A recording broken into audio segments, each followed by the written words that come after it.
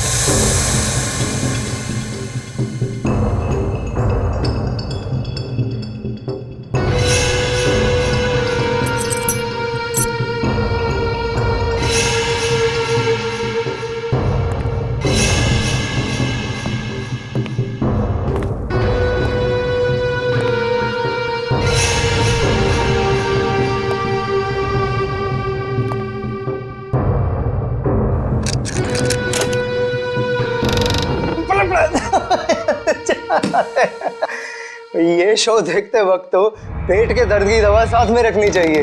हंसते हंसते पेट दर्द हो गया।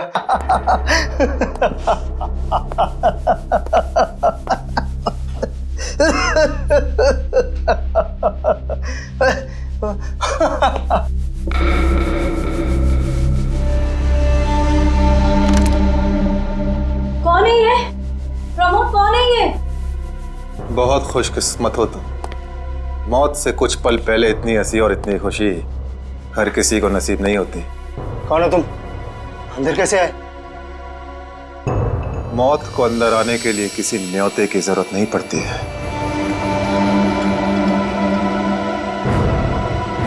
ये क्या कर रहे हो? मैंने क्या बिगाड़ा तुम्हारा? तो रुक जरा, पुलिस को। Happy birthday Tarika. Thank you Shreya, thank you. Many happy returns of the day. Thank you Siddharth, बहुत खूबसूरत फूल है। श्रेया की चॉइस है। हाँ वो तो है, श्रेया की चॉइस तो कभी गलत हो ही नहीं सकती। हाय सिद्धार्थ। हेलो। हाय श्रेया। हाय पूर्वी। काफी देर कर दी आने में। थोड़ा ट्रैफिक मिल गया रास्ते में। अरे फ्रेडी सर, ये गपागप खा रहे हो? आप तो बोल रहे थे डाइटिंग कर रहे हो। डाइटिंग ही तो कर रहा हूँ। इसके पहले तो मैं 5-5 प्लेटें एक साथ खा जाता था। क्या बात कर रहे हो? हमारे प्लान पे तो पानी फिर गया अभिजीत। अरे ऐसे कैसे? कुछ ना कुछ तो करूंगा मैं। कैसे? हृदय, उस कमरे में तुम्हारा कोई वेट कर रहा है। मेरा वेट कर रहा है? हाँ। कौन? तुम जाओ तो सही। अरे जाओ।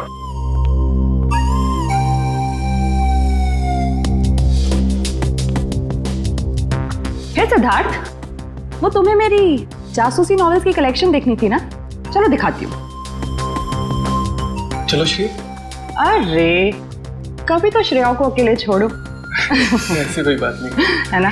चलो। इट्स ओके सिद्धार्थ, जाओ तो। चलो।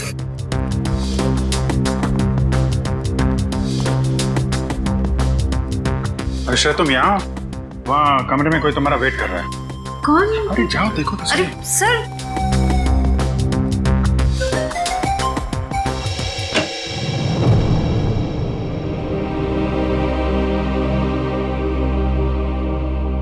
श्रेया,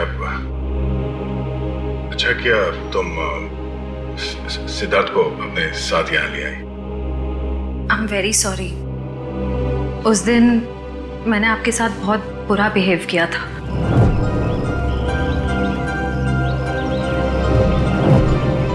छोड़ो ना, मैं भूल गया हूँ, तुम भी भूल जाओ। काश भूल पाना इतना आसान होता। जिंदगी कितनी सिंपल हो जाती है। श्रेया, ये यादें ही तो है जो उदास दिलों को जिंदगी जीने का हौसला देती है। अगर यादें ही ना हो तो जिंदगी कितनी बोरिंग हो जाएगी। तो क्या तुमने सिद्धार्थ से शादी करने का फैसला कर लिया? मेरा दिल कुछ और कह रहा है, दिमाग कुछ और। मैं जानता हूँ श्रेया, हमारे काम में हम दिल की नहीं दिमाग की सोचते हैं, मगर एक बार सीआईडी ऑफिसर ने एक आम लड़की की तरह सोचो। दिल का इस्तेमाल करो, उसकी आवाज सुनो। मेरे दिल में तो एक ही इंसान का नाम गूंजता रहता है, और वो नाम है श्रेया। सिद्धार्थ। सिद्धार्थ प्लीज, सिद्धार्थ मेरी बात तो सुनो प्लीज। अब सुनने को बाकी क्या रह गया? पूरी हकीकत मैंने अपनी आंखों से देख ली। तुम दया से प्यार करती हो ना?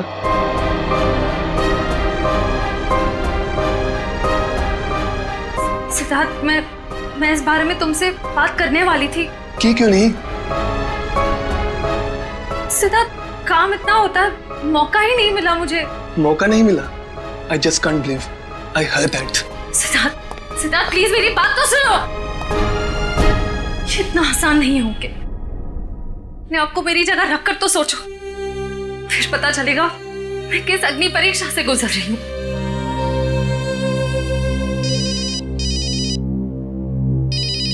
हेलो,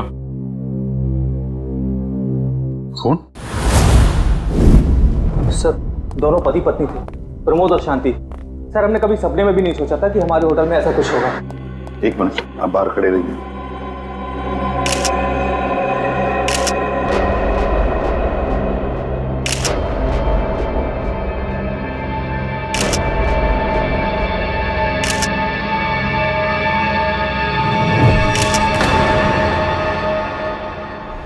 माय गॉड, दोनों की लाशें ऐसी इस अवस्था में। सर, इतने सारे केस सॉल्व किए, लेकिन इस तरह का केस कभी नहीं देखा। सर, लगता है ये दोनों खूनी से विनती कर रहे थे कि वो इन्हें छोड़ दे, मगर खूनी ने जरा भी दया नहीं दिखाई। नहीं फ्रेडी, लगता है खूनी ने पहले इन दोनों को मारा और फिर यहाँ लाकर बिठा दिया, हाथ पैर बांध दिए। जिस तरह से इन दोनों को बिठाया कुर्सी में, लगता है खूनी हमसे कुछ कहना चाहता है। ये देखो, कम से कम 6-7 वार तो किए इस बेचारी पर। ऐसे इतनी बेरहमी से मारा है जैसे ये खूनी कोई सिर फिरा हो या फिर बदले की आग में ये सब किया है उसने।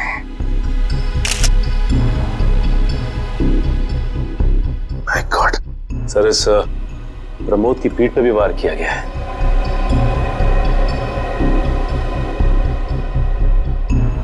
क्या हुआ? सर, इसकी सांसें चल रही है, जिंदा ही। प्रमोद जिंदा है? तुम्हें जल्दी से इसे हॉस्पिटल ले जाओ, इसका जिंदा रहना बहुत जरूरी है। संभाल के, सुन के चल। आजा।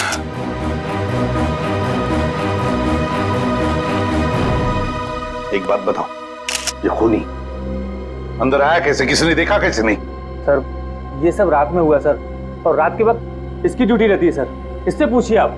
कैसे हुआ ये सब? सर, कुछ देर के लिए मेरी आंख लग गई थी रिसेप्शन डेस्क के ऊपर। तुम्हें शर्म नहीं आती ये कहते हुए कि तुम्हारी आंख लगी थी ड्यूटी पर? Sorry sir.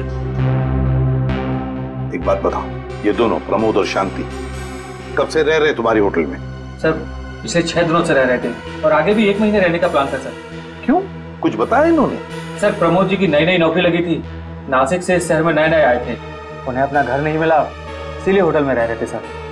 ठीक है, जाओ। पंच, प्रमोद और शांति, इन दोनों की पूरी जानकारी चाहिए मुझे।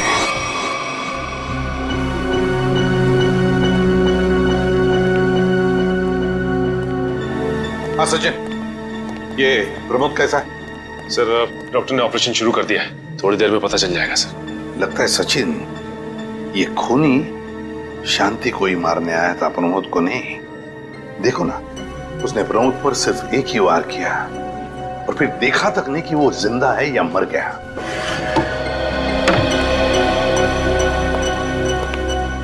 डॉक्टर साहब, कैसा है प्रमोद? हमने प्रमोद को बचा तो लिया है, मगर मगर क्या? वो कोमा में चले गए हैं। कोमा में? लेकिन डॉक्टर साहब, प्रमोद को होश तो आ जाएगा ना? हम तो अपनी तरफ से पूरी कोशिश करेंगे, मगर कुछ कहा नहीं जा सकता। Thank you. कुछ भी हो, प्रमोद होश में आना ही चाहिए।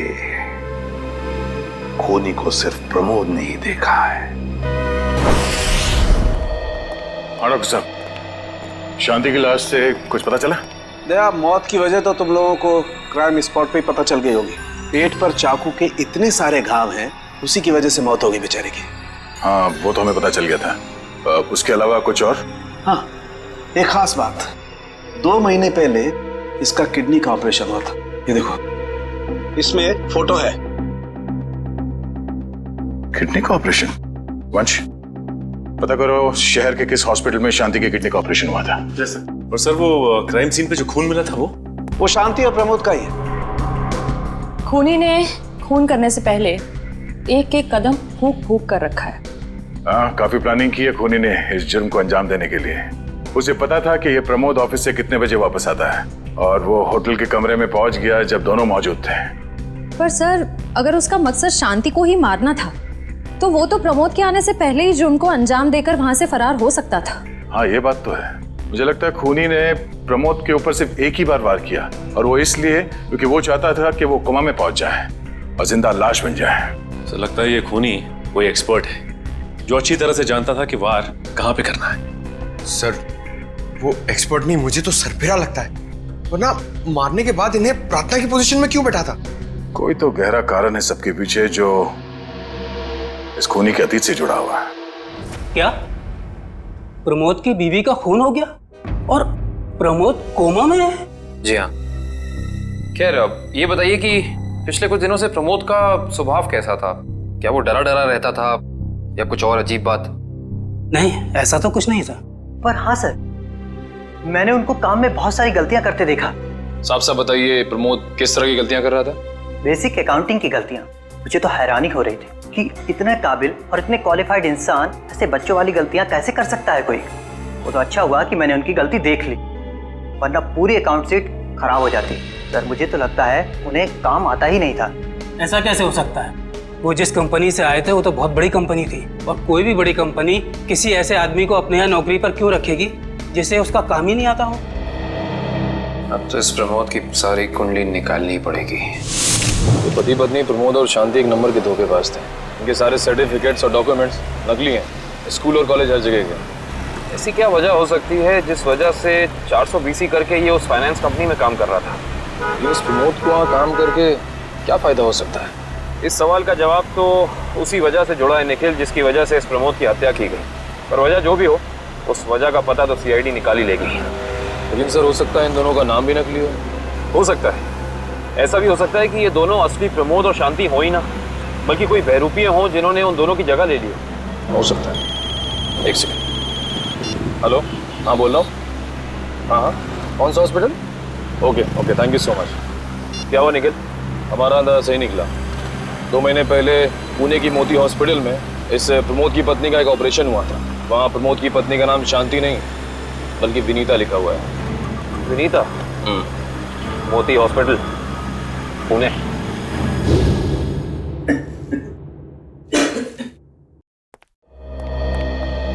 एक्सक्यूज मी, एक वक्त पे सिर्फ एक ही मरीज अंदर आएगा?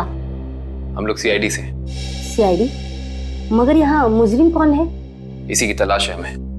एक्चुअली आपके हॉस्पिटल में 2 महीने पहले एक ऑपरेशन हुआ था, उसी के बारे में कुछ जानकारी चाहिए हमें। किसका ऑपरेशन?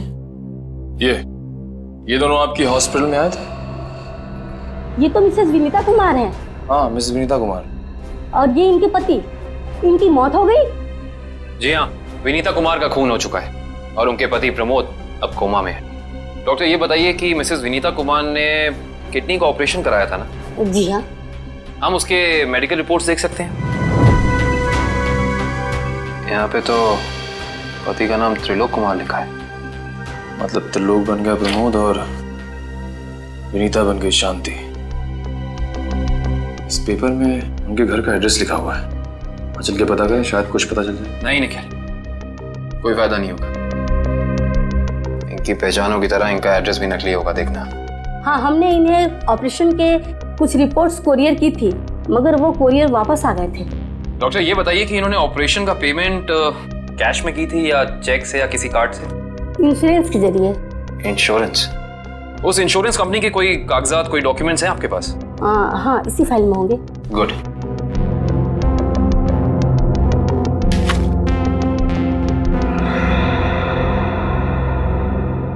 बिज हेल्थ इंश्योरेंस। अंकित, सभी अकाउंट्स और सभी खाते अच्छी तरह से बंद हो जाने चाहिए। कल शाम 5 बजे तक ऑडिटर आ जाएगा। हो जाएगा सर। कभी सपने में भी नहीं सोचा था कि हमारी कंपनी का अंत इतना बुरा होगा। ये किस अंत की बात कर रहे हैं आप लोग? जरा विस्तार से समझाइए। अगर आप अपने पैसे वापस लेने आए हैं तो भूल जाइए, क्योंकि जब तक अदालत अपना फैसला नहीं सुना देती तब तक हम किसी के रुपए वापस नहीं कर पाएंगे। पैसे वापस लेने नहीं, इंसाफ करने आए हैं हम लोग। सीआईडी से हैं। ओह, तो हमारी शिकायत सीआईडी वालों तक भी पहुंच गई है। शिकायत? ऐसा क्या कर दिया आपकी इस कंपनी ने? हमारी कंपनी ने नहीं, उस त्रिलोक ने आसमान की तरफ प्रगति करती हुई हमारी कंपनी के नाम को रातों रात मिट्टी में मिला दिया और हमें दिवालिया कर दिया उसने। त्रिलोक? एक सेकंड, आप इस त्रिलोक की बात तो नहीं कर रहे हैं? हाँ, यही तो है वो। पर इसे क्या हुआ? किसी ने इसकी जान लेने की कोशिश की है। फिलहाल ये कोमा में। ये तो होना ही था, इतने लोगों को जो धोखा दिया इसने। किस धोखे की बात कर रहे हैं? हमारी कंपनी के क्लाइंट्स को झूठे सपने दिखाकर कहा कि सबके पैसे एक ही महीने में 2 गुना कर दूंगा, पर सबके पैसे बटोरकर 9 तो 11 हो गया वो। और क्लाइंट हमारी कंपनी से पैसे वापस मांग रहे हैं। बैंकक्रप्ट हो गया। इतने सालों से कंपनी की बनी बनाई इज्जत मिट्टी में मिल गई। खोए हुए पैसे और खोई हुई इज्जत तो फिर से कमाई जा सकती है, पर खोई हुई जान तो वापस नहीं आ सकती ना। क्या त्रिलोक ने किसी की जान भी ली है? हाँ, हमारी कंपनी के सीईओ अनुज जी, जो कि सदमे को बर्दाश्त नहीं कर पाए और दिल का दौरा पड़ने से उनकी मौत हो गई। कहीं ये सारा हमला अनुज जी का कोई करीबी तो नहीं कर रहा है? अनुज जी की मौत का बदला लेने के लिए? हो सकता है। अनुज जी के परिवार में कौन कौन है? उनकी पत्नी सुधा, जो कि अभी सदमे में है, और उनका बेटा विक्की। विक्की? इस विक्की का फोन नंबर दीजिए जरा। विक्की के फोन का सिग्नल यहीं आसपास बता रहा है। होगी मैं। अच्छा, अभी भी मागाधीर रोड की तरफ मुड़ा है। मागाधीर?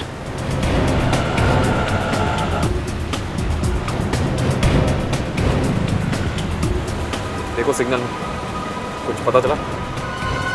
एक मिनट। क्या हुआ? इस विक्की के फोन का सिग्नल यहीं आसपास बता रहा है। कहीं विक्की इस बाइक पे तो नहीं?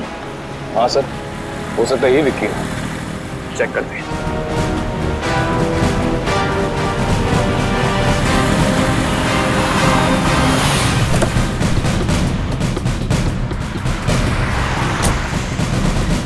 सुनो भाई साहब, तुम ही विक्की हो? हाँ, और ये क्या बदतमीजी है? तुम लोग मेरा नाम कैसे जानते हो? तुम्हारा नाम और तुम्हारे सारे कारनामों के बारे में जानते हैं हम। सीआईडी। सीआईडी? इस शहर में क्या कर रहा है? हाँ? कुछ काम था, और तुम लोग मेरा पीछा क्यों कर रहे हो? बकवास बंद कर।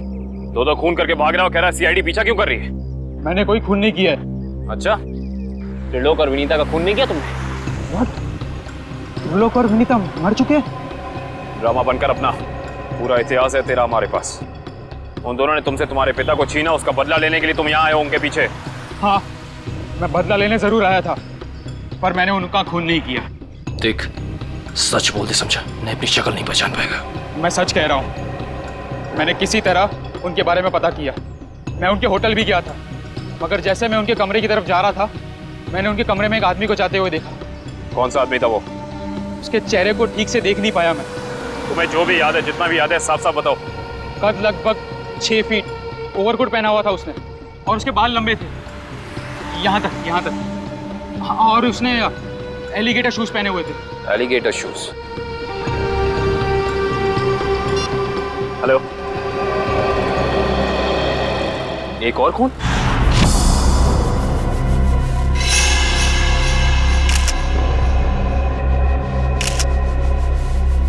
लाश ऐसे अजीब ढंग से क्यों बैठा है? कमाल है सर, पिछले वाले केस में खूनी ने उन दोनों को होटल में चाकू मारकर प्रार्थना वाली पोजीशन में बैठाया था, और इसे गोली मार के इस तरह से। लगता है दोनों का खूनी एक ही है। गोली सीधे माथे के बीचों बीच मारी है। अगर ये सीरियल किलर होता तो इसे भी चाकू से मारता सर, क्योंकि विनीता को उसने चाकू से मारा था। इसे तो गोली मारी है। हाँ, मगर लाशों को ऐसे एक ही ढंग से बिठाना क्या दो अलग अलग खूनी करेंगे? मुझे लगता है दोनों का खूनी एक ही है। और जिस वक्त इस तिग्मांशु का खून हुआ, लगता है खाना खाने ही वाला था।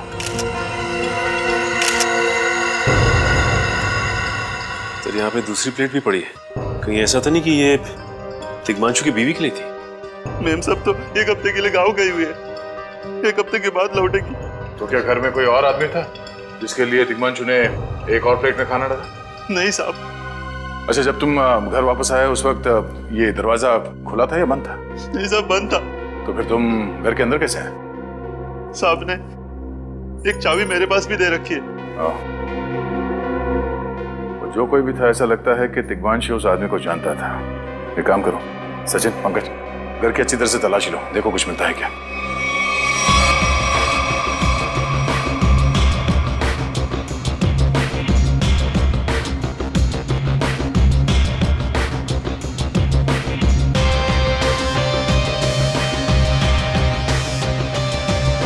साहब। हाँ सचिन। सचिन, ये देखिए सर, यहाँ से शीशा निकाला गया है, चिटकनी खोली गई है और यहाँ से बाहर जाने का रास्ता भी है। मतलब कोई अंदर यहाँ इस खिड़की से आया था? सर, लेकिन इस घर में तो सेफ्टी अलार्म भी है सर। अगर यहाँ से कोई अंदर आया है तो सेफ्टी अलार्म बजना चाहिए था और सिक्योरिटी गार्ड को भी अंदर आना चाहिए था। अब इसका जवाब तो सिक्योरिटी गार्ड ही देगा।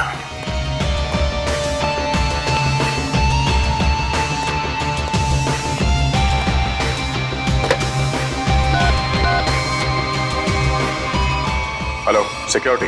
अच्छा, आज दोपहर को तिग्मांशु जी के घर से अलार्म बजा था, तो फिर आप चेक करने के लिए उनके घर पे क्यों नहीं आए?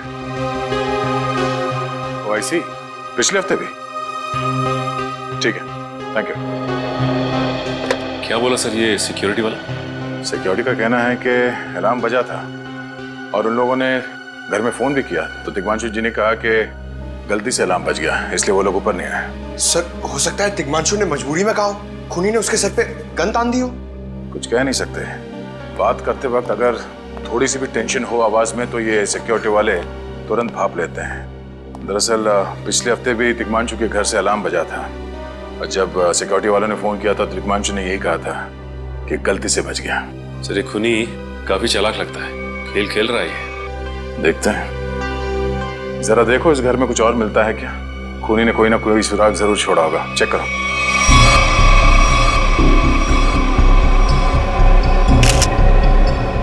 सर एक मिनट सर।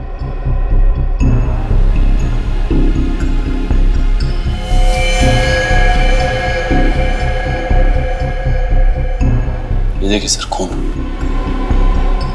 ये खून यहाँ कैसे? कहीं खूनी का तो नहीं है खून? ये तो डॉक्टर सालों के ही बताएंगे। वो खून किसका है ये अभी पता चल जाएगा। तारिक आती होगी रिपोर्ट लेकर के। डॉक्टर साहब, इस तिग्मांशु के बारे में कुछ और पता चला? हाँ। वो कैसे? इसे गोली मारने से पहले बेहोश किया गया था। क्या? इसे बेहोश किया था? इसके खून में मुझे एक खास किस्म की दवाई के अंश मिले जो अक्सर इंसान को बेहोश करने के लिए दी जाती है, और वो दवाई इसे इंजेक्शन के जरिए दी गई थी। ये देखो। सर, बहुत ही अजीब बात है। अगर खूनी इसे मारना चाहता था तो सीधा गोली मारकर इसका काम तमाम कर सकता था, फिर ये जहर की दवाई क्यों दी होगी? और सर एक और बात पता चली, तिग्मांशु जिस हालात में हमें मरा हुआ मिला था वो एंशिएंट कल्चर के हिसाब से प्रार्थना करने की पोजीशन, खाना खाने से पहले। तो फिर तो शांति और तिग्मांशु दोनों का खूनी एक ही आदमी है। एक खूनी के लिए ये हत्याएं जुर्म नहीं, एक जश्न है। इसीलिए उसने टेबल पे ये प्लेटें सजाई, उसमें खाना रखा, एक अपने लिए और एक तिग्मांशु के लिए। और सर, तिग्मांशु को प्रार्थना की पोजीशन में बैठा के उसने गोली मार दी। सर, मैंने कहा था ना, ये खूनी एकदम सरफिरा है सर। हाँ सर, लगता है ये खूनी अपने आप को बहुत शक्तिशाली महसूस करता है। जिस वक्त इन सब की गर्दनें झुकी होती हैं उसके सामने, उसे आनंद आता है। नहीं सचिन, खूनी का मकसद लोगों को अपने सामने झुकाना नहीं, बल्कि अपने लिए प्रार्थना करवाना था। क्या मतलब? ये रही उस खून की रिपोर्ट। ये खून ना ही तिग्मांशु का है और ना ही उसके घर वालों का। ये खून उस खूनी का ही है। खूनी का? मगर वहां तो हाथापाई के कोई निशान नहीं मिले और उस जगह को देख के ऐसे लगा भी नहीं कि तिग्मांशु ने सेल्फ डिफेंस में खूनी के ऊपर हमला किया होगा। वो इसलिए दया क्योंकि ये खून खूनी ने अपने मुंह से थूका था। हमें इसके खून में से इसके सलाइवा के कुछ अंश भी मिले। उसकी तबीयत खराब है क्या? हाँ, वो बीमार है। उसके खून में एथिमोलाइसिन नाम की दवाई का अंश मिले हैं और उसका कीमोथेरेपी हुआ था। इसका मतलब उसे कैंसर है, ब्रेन का कैंसर, लास्ट स्टेज का ब्रेन कैंसर। इसीलिए वो लोगों से अपने लिए प्रार्थना करवा रहा है ताकि उसकी बीमारी ठीक हो जाए। हमारे क्रिमिनल डेटाबेस में चेक करो, पता करो ये कोई पुराना पापी तो नहीं है। नहीं सर, उस खूनी का हमारे क्रिमिनल डेटाबेस में कोई रिकॉर्ड नहीं है। कोई इतिहास नहीं है? नहीं सर।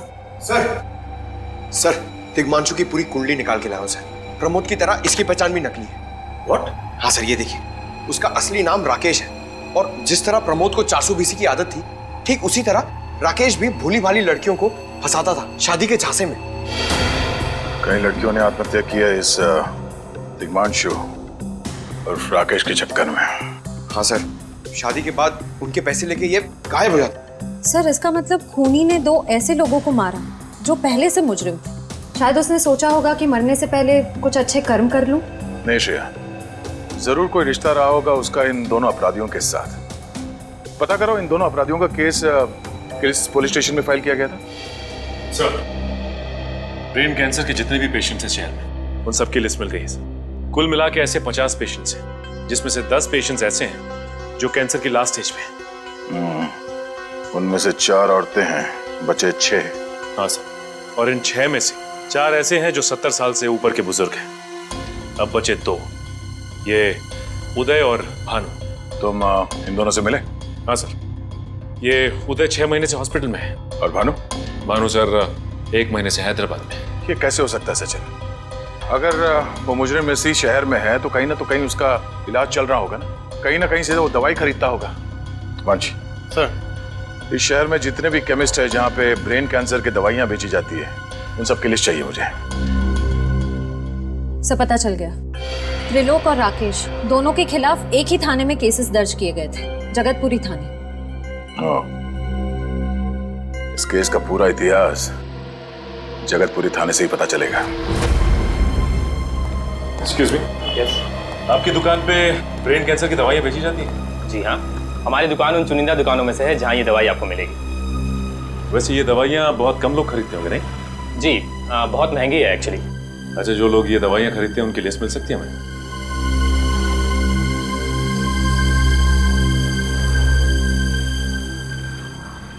ये रही वो लिस्ट।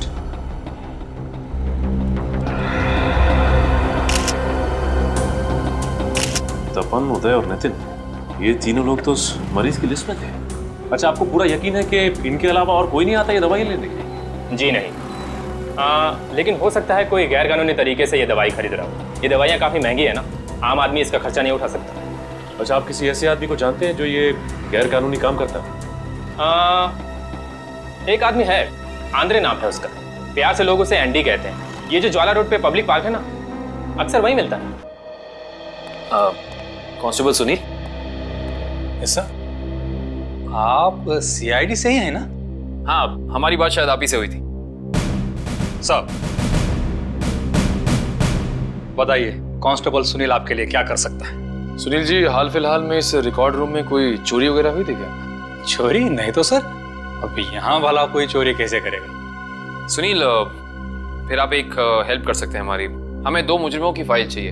एक का नाम है त्रिलोक कुमार और दूसरे का राकेश भिवेन। 1 मिनट सर, क्या नाम बोले? राकेश? राकेश भिवेन।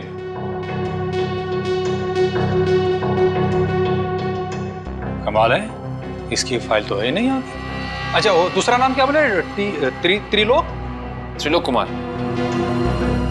इसकी भी नहीं है? दोनों की फाइल्स नहीं। हाँ सर, लेकिन यहाँ पर चोरी की तो कोई घटना नहीं घटी। पता नहीं फाइलें गायब कैसे हो गई। सुनील, यहाँ याद करने की कोशिश करो, हाल ही में कोई दुर्घटना घटी थी क्या? पिछले महीने ऑफिस एरिया में आग लग गई थी, तो अच्छा हुआ फायर ब्रिगेड वाले जल्दी आ गए और हमारे रिकॉर्ड्स नष्ट नहीं हुए। जरूर ये आग भी जानबूझकर लगाई गई थी। आग लगने की वजह क्या थी? वो बताया गया कि मेन स्विच बोर्ड के अंदर शॉर्ट सर्किट हुआ था कोई इलेक्ट्रिशियन भी आया था काम करने के लिए? जरूर वहीं छेड़छाड़ की गई है। उस इलेक्ट्रिशियन का कोई आता, कोई पता, कोई कांटेक्ट है? दूसरे कांस्टेबल के पास था, लेकिन वो तो रिटायर होके गांव चले गए। हाँ, कोई बात नहीं। सुनील, एक काम करिए, आप चेक करके बताइए कि और किन किन मुजरिमों की फाइल्स यहाँ से गायब हुई हैं। Okay sir. पता तो चले आखिर अगला शिकार है कौन इस अनोखे खूनी का। ये ले पैसे। अरे ये दवाइयाँ तो असली है ना। अरे अंकल जी, ये जो शक की बीमारी है ना, कैंसर से भी ज्यादा खतरनाक है। अगर आपको यकीन नहीं है कि ये दवाई असली है या नहीं, तो खुद जाकर दुकान से क्यों नहीं खरीद लेते? अरे तुम तो बुरा मान गए, मैं तो बस ऐसे ही पूछ रहा था, मेरा मतलब वो नहीं। जानते हो, इस तरह से दवाइयाँ बेचना और खरीदना दोनों गैर कानूनी है। बाकी तुम्हारा कोई फायदा नहीं है। मैंने सुना था कि सीआईडी बड़े बड़े केस हैंडल करता है। मैं तो छोटा मोटा चोर हूँ, जाने दो ना साहब। हाँ मिस्टर छोटे चोर, ये बताओ कि तुम्हारे पास से ये दवाइयाँ खरीदने के लिए कोई ऐसा आदमी आता था जो 6 फीट लंबा था और लंबे लंबे बाल थे उसके, और वो एलिगेटर वाले शूज पहनता था? हाँ, वही जो आगे से नुकीला होता है। हाँ, आया था। चिराग, आप लोग चिराग को ढूंढ रहे हो? हाँ। कहाँ मिलेगा ये चिराग? चिराग? लगता है चिराग घर पर नहीं है। कमरे अच्छी तरह से चेक करो, देखो कुछ मिलता है क्या। पंकज, कंप्यूटर चेक करो।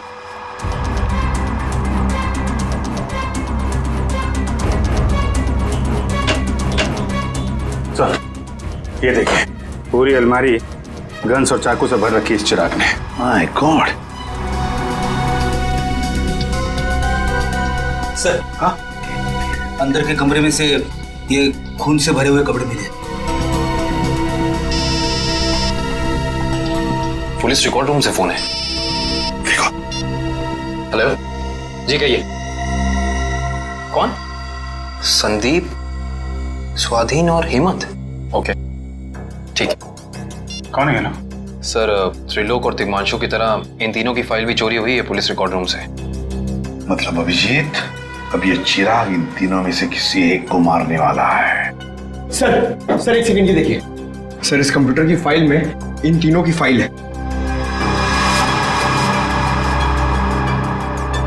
सर, ये तीनों भाई हैं और बदमाश भी हैं, और इन्होंने 3 खून किए हुए हैं सर। यहाँ पे 2 एड्रेस है, एक चीकूवाड़ी और एक चारको। चारको पर चीकूवाड़ी। एक काम करते हैं अभिजीत, हम दोनों चीकूवाड़ी चलते हैं और तुम लोग तीनों भी चारको चले जाओ। Yes sir. हाँ सर। चलो अभिजीत।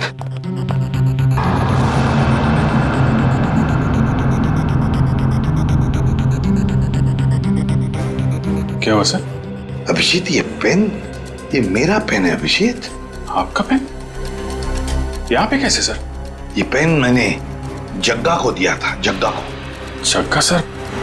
वो आपका खबरी? हाँ अभिजीत, मेरा खबरी।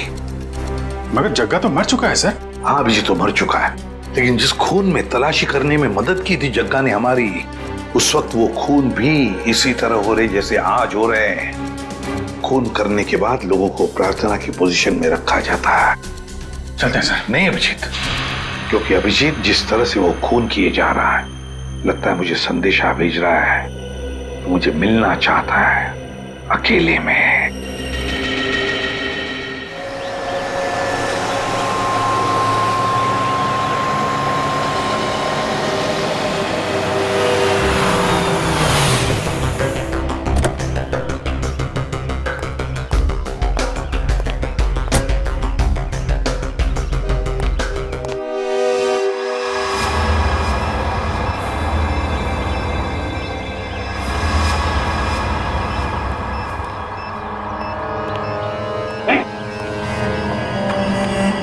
प्लीज हमें बचा लीजिए, किसी तरह हमें मार डालेगा।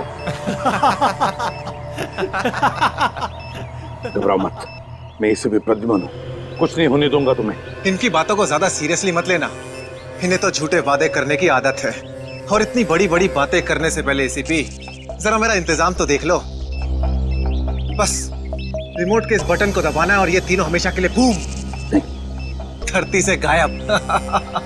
क्यों कर रहे हो तुम ये? क्या गलत कर रहा हूँ? हाँ बोलो। पर ये तीनों तो वैसे भी कानून से भागे हुए अपराधी है ना, तो इन्हें मारकर क्या गलत कर रहा हूँ मैं? इन्हें सजा देने का हक तुम्हारा नहीं, सिर्फ कानून का हक है ये।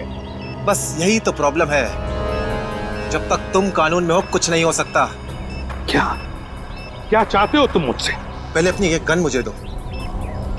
एसीपी, मुझे अपनी गन दो, वरना मैं ये रिमोट दबा दूंगा। एसीपी, मैं 3 तक गिनूंगा। 1 2 3। नहीं,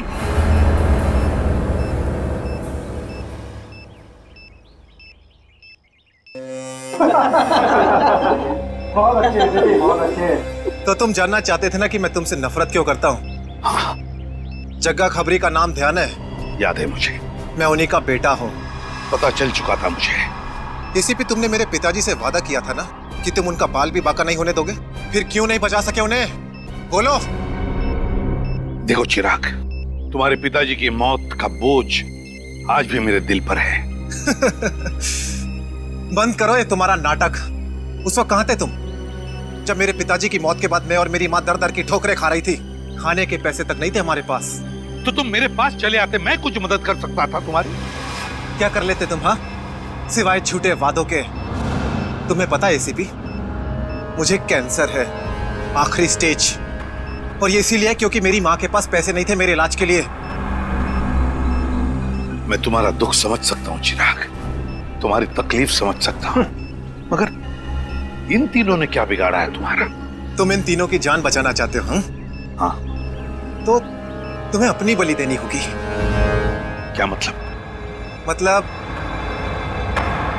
तुम इस बिल्डिंग से छलांग लगानी होगी, ताकि फिर कोई जग्गा खबरी सीआईडी का शिकार ना बने।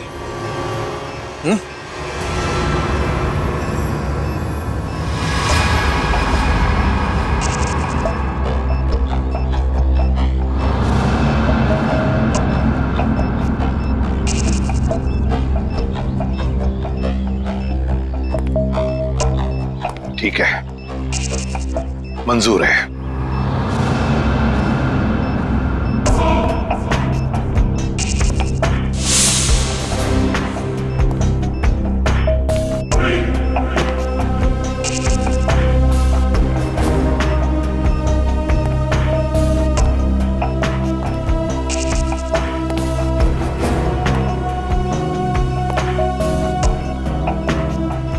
चढ़ो एसीपी, चढ़ो।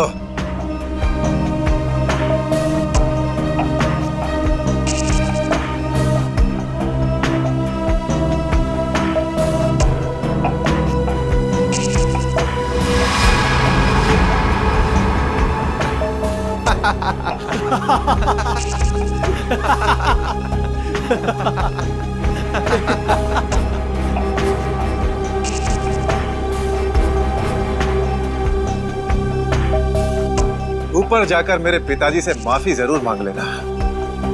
क्या हुआ, मौत को इतना नजदीक देखने से पांव कांपने लगे? एसीपी आज तक अपनी मौत को अपनी हथेली पर लेकर ही चला है, समझे? मौत से कभी डरा नहीं है वो।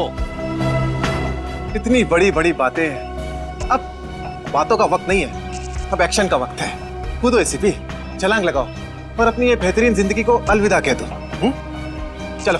1 मिनट, मैं जरूर कूदूंगा, लेकिन तुम पर कैसे विश्वास कर सकता हूं कि मेरे कूदने के बाद तुम इन तीनों को छोड़ दोगे? तुम्हारे पास और कोई चारा भी नहीं है। कूदो एसीपी, वरना मैं इस रिमोट का बटन दबा दूंगा।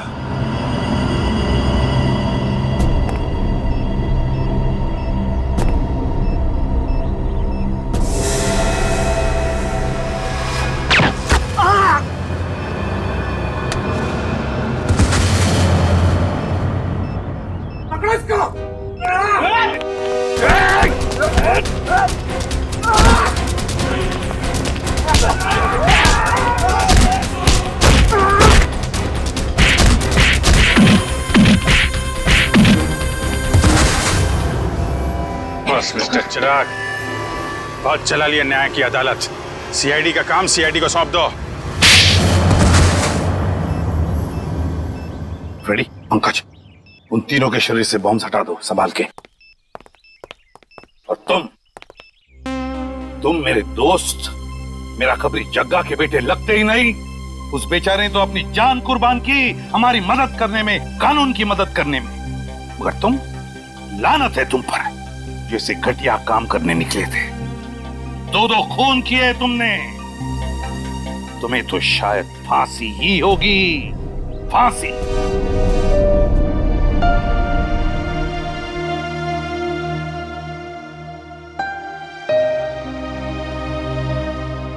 बड़े बुजुर्ग कह गए कि अगर कोई चिंता सताए तो उस चिंता को अपने कलेजे के अंदर अंगार बनने नहीं देना चाहिए।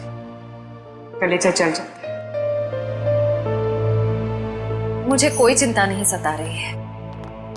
In fact I think I am the luckiest girl in the world right now. CID में सब मेरे काम से खुश हैं।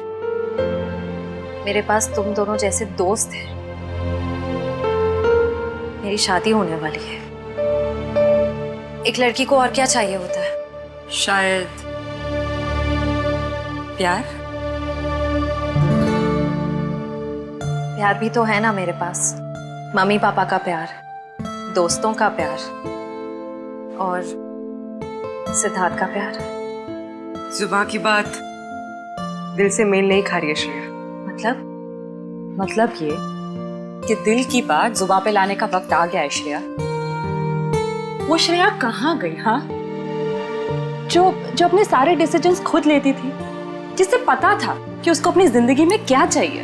हाँ श्रेया, अब वक्त आ गया है। तुम्हें किसी एक को चुनना ही होगा। और अगर तुमने एक स्ट्रॉन्ग डिसीजन नहीं लिया ना, तो उसका असर तुम्हारी जिंदगी पर नहीं, बाकी 2 जिंदगियों पर भी पड़ेगा। मैं क्या डिसीजन लूं? किसे चुनूं? उस इंसान को जिसे मैं बहुत प्यार करती हूँ, पर उन्होंने कभी अपने प्यार का इजहार नहीं किया। या शायद वो मुझसे प्यार करते ही नहीं। या फिर उस इंसान को जो मुझसे बहुत प्यार करता है, मुझे पलकों पर बैठा कर रखता है। मगर यहाँ पे इम्पोर्टेंट सवाल ये है कि तुम किससे प्यार करती हो? नहीं तारिका, यहाँ ये बात इम्पोर्टेंट है कि अब मैं पीछे नहीं हट सकती। मेरे किसी भी डिसीजन से ना सिर्फ सिद्धार्थ को, बल्कि उसकी और मेरी फैमिली को बहुत दुख होगा। बच्चों जैसी बातें मत करो श्रेया। हर माँ बाप चाहते हैं कि उनके बच्चे को जिंदगी की हर खुशी मिले। तुम सिद्धार्थ के साथ खुश नहीं रह पाई तो क्या अंकल आंटी खुश रह पाएंगे? और अगर तुम खुश नहीं रही तो क्या सिद्धार्थ खुश रह पाएगा? तुम्हारा एक कदम श्रेया बहुत सारी जिंदगियों को अफेक्ट करेगा। तुम बस दिल से काम लो। देखो, दिल हमेशा सही रास्ता दिखाता है। ठीक है, अब से मैं अपने दिल की बात सुनूंगी। अगर मैं किसी भी कदम पर कमजोर पड़ जाऊं तो तुम दोनों को मुझे सही रास्ता दिखाना होगा। हाँ, लेकिन एक शर्त पे। कैसी शर्त? तुझे आइसक्रीम खिलानी पड़ेगी। Of course.